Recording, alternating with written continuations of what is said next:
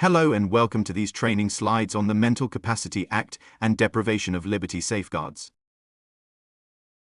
This is the first of 3 videos which will cover mental capacity, assessments, best interests, and inherent jurisdiction.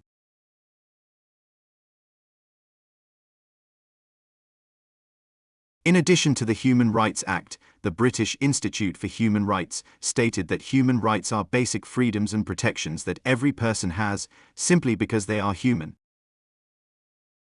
Human rights are about people being treated with dignity, respect and fairness, having a say over their lives, and participating in decisions that are made about their care, support and treatment.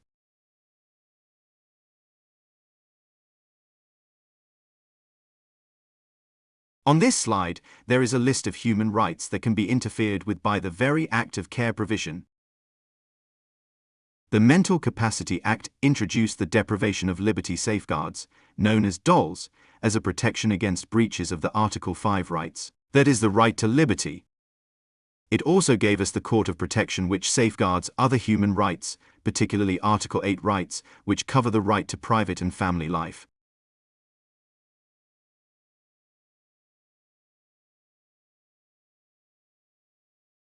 The Mental Capacity Act was amended to bring deprivation of liberty safeguards into law.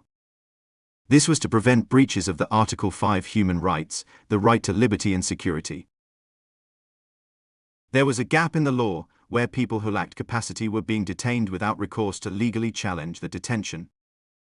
This was known as the Bournewood Gap. This was what DOLS was brought in to solve. So if a person lacks capacity and is placed in a care home or hospital subject to 24-hour continuous supervision and control, not free to leave, and the arrangements are responsibility of the state, then a DOLS application needs to be made to ensure those restrictions are in the person's best interest, that is to protect the Article 5 human rights.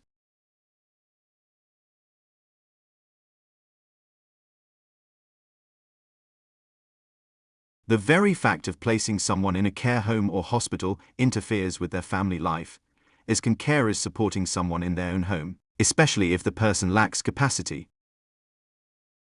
You cannot use deprivation of liberty safeguards to address Article 8 issues, that is, the right to family life.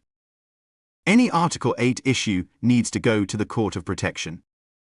For example, this could be restricting somebody's contact with family members, perhaps if there are safeguarding concerns. Anything that interferes with someone's private and family life needs to go to court.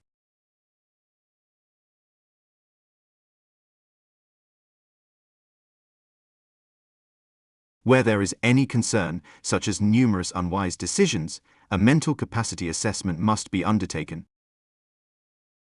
Repeated unwise decisions may suggest an issue with the person's executive functioning. It is important to assume capacity unless there is a concern that this may not be the case. Then a mental capacity assessment must be undertaken. You must define what the choices are and provide all the relevant information to the person in relation to the choice to support them to make their own decision. This meets all practicable steps if someone makes repeated unwise decisions that places them at risk. But a word of caution, people with executive functioning issues may present very well in interview, so evidence from a range of sources should be used to formulate your decision.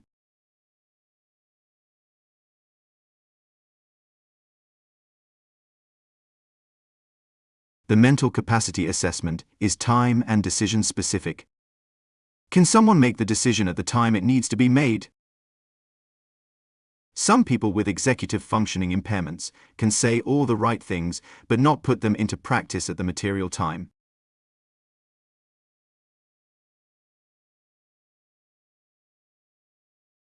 That's the end of the first part of this video series on mental capacity. You can now move on to part 2. Thanks for watching.